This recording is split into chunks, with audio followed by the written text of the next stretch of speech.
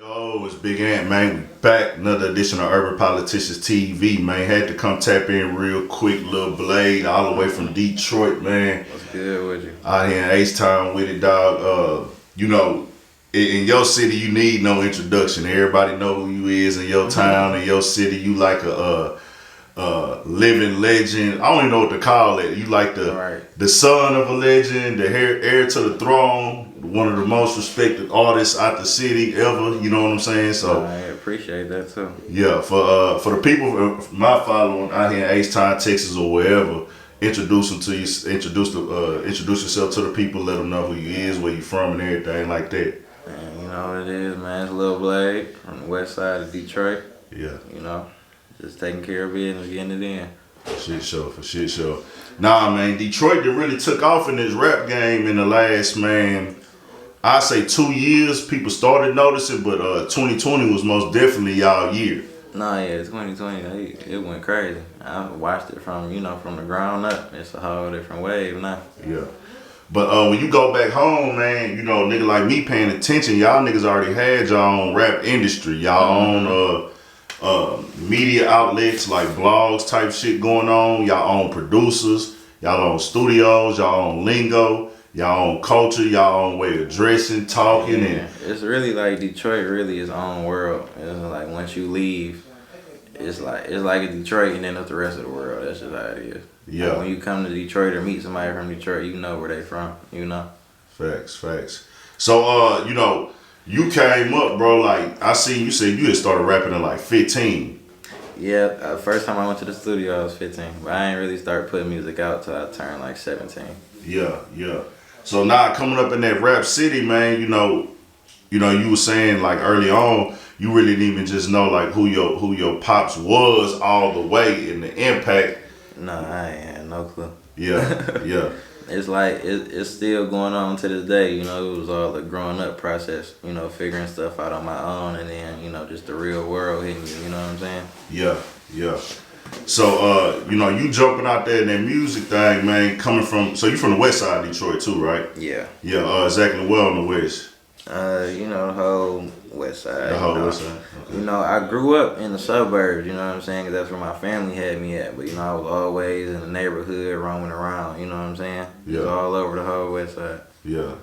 Now, in the Detroit, man, when I went through there, what I noticed the miles, I didn't notice, this for somebody who never been, the miles go all the way through. No, yeah. It's like on the west side, it go from like, Finkel. It's Finkel and it's Finkel and 5 Mile. They all got the same name. Then it's 6 Mile, 7 Mile, Yeah. 8 Mile, and then I think it go all the way to like 14 Mile when you get back to the Burbs. And then on the east side, it can go to like damn near 30 Mile. Like That's what I was gonna say. I was like, it was weird to me because like, okay, the movie, of course, we seen 8 Mile with Eminem. No, yeah. But then when I got out there, I seen, okay, 7 Mile. And I knew about 7 Mile because of the rappers, you know what I'm saying? I knew 7 Mile. Yeah. But I kind of knew about 6 Mile a little bit, but I didn't know it was a street name, McNichols. Nah, yeah, it was. Yeah, until I went out there. That's how it is. It's like when you went, as far as, it's McNichols and Finkel.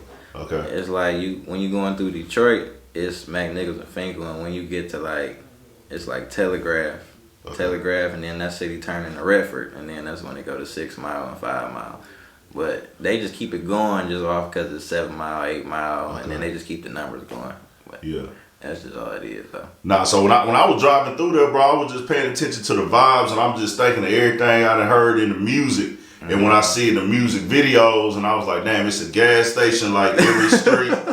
And then I kept seeing the Coney Islands, and I was like, why is it so many of the same restaurants? I was tripping. I was like, damn, what the hell? So I went to one of them and checked them out and shit. And then I went to one of the gas stations and, man, let me holler at some of these niggas and see what's going on. Right. And it was all love. They were saying you got to watch out the gas stations. But I was like, yeah, you got to watch out at the gas station. Yeah. Nah, I really rock with Detroit, man. Like, it's like everybody got their certain gas station that they go to at a certain time of the day. Yeah. And same thing about Coney Islands, it's just it just depends on who you is and how you move, you know. Yeah. Now I was getting love because I'm from out of town, of course, and I'm coming. I was thinking about Detroit people. Detroit people love people from out of town. Yeah. But hate people from Detroit. That never made sense in my life. yeah.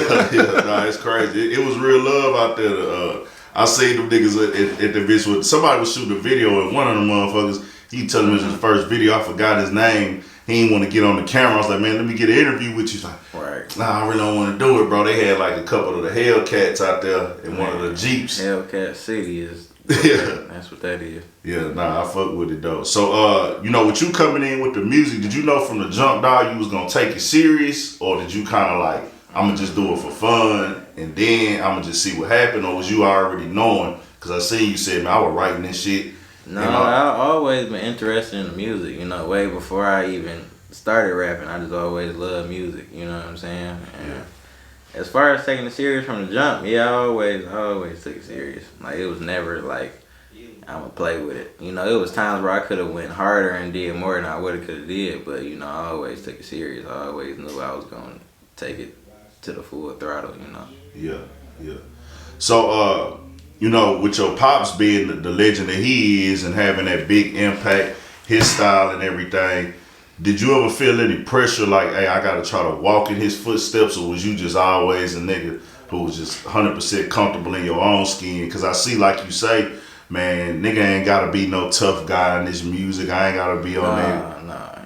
Like, I always been my own person, but when I first started, I did feel like, you know, I couldn't half step nothing. It's like, if I do, and that's just always me to this day. If I feel like I gotta half step something, I ain't gonna do it. You know, either I'm gonna do it right or I ain't gonna do it at all, you know. Yeah. And I think there's pressure from that, and then just me being the person I am too. You Yeah. know? But I ain't never been like, oh, this my old dude, I gotta do this way, this, that. I ain't never been like that. Yeah, nah, that's real, bro. That's a real solid nigga. And I had reached out to you, and I was like, damn, this nigga real live, humble nigga, bro. You know, I've been watching you. I didn't watch the interviews, watch your videos and your music, and I'm like, you really got your own like style as far as you ain't on the street shit or none of that. I mean, 'cause I ain't no street. Yeah. Street nigga, you know. Nah, nigga, I don't want to be, you know. Yeah. That ain't my thing, you know. You can, like, I got a song. It say, I'ma get money, nigga. I'm far from a thug. It's like, you ain't gotta be no street tough nigga and all in the BS to, you know, get you a couple dollars, you know what I'm saying? Hell nah, nigga. Like, I listen to your music, my nigga, and I get like the, what I get from you, I kind of get a vibe like, nigga, Payroll with A Boogie. Not on no fly shit, like, you kind of. I've been reading, like, I was reading the comments on one of my interviews. They like, man, this nigga hang with Payroll too much. But nah, it's just like. Nah, that nigga cold as fuck, though. Like, he cold. That's one of the people who, you know, I looked up to as far as music scene in the city, you know what I'm saying? I like the way he moves, you know, we got a lot of the same traits. And then, again, that's really my man's too, though. I could call him, he'd give me some game on something. Yeah. Or if I'm doing something, he'll pull up. He doing something, I'll pull up. You know, it's just soaking up game from the OGs, you know. Yeah. Nah, I really fuck with that, because it's like, I think that we in this world now, bro, where a lot of niggas feel like they can't take inspiration from somebody else, or, oh, I gotta go down this other road when nigga, it's millions in your lane. Man, I'd be dumb to go follow somebody else's footsteps who ain't, you know, been nowhere. You know what I'm saying? Gotcha. Any people who I say I quote unquote looked up to or move behind or move how they move, you know, they done been somewhere in life that I'm trying to get. You know what I'm saying? Yeah. So that's just how that is, you know. Yeah. And then you know, I seen you got music with Payroll too. You know, you got shit with him, Peasy. And of course Jerry, you know, I was on Jerry early when he hit, you know, when that early independent videographer wave popped from Chicago to Detroit. Yeah. Jerry been going crazy. Now y'all got some badass visuals together, dog. Nah, good looking, appreciate it, man. Yeah. One thing about me and Jerry, he let me direct my own videos. I think that's why me and him get along so well. No shit. Nah, yeah, cause I always had a real creative mind. You know what I'm saying? So he'd sit back. I'd tell him I want to do this, that, and third. He'd just pull up and shoot it. You know what I'm saying?